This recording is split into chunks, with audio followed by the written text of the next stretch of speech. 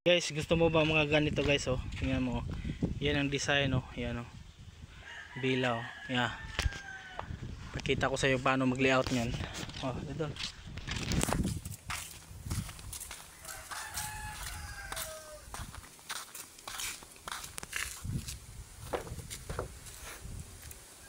Dito.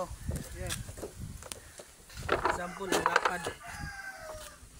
Di bali dito sa amin tinatrabaho doon, ang lapad niya 202 meters.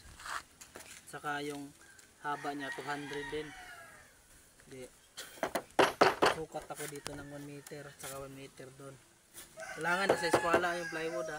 Eskwala lang talaga yung plywood, yung hindi pa nakukuha niyan ganito.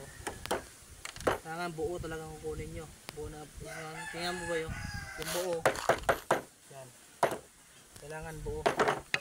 Pag nagtatanong ka sa akin kung paano ba ko ito ginagawa, ito pinapatan ko ito. So, yan. Yan. Ganyan. Yan ha. Oh, yan. Yan pinapatan ko.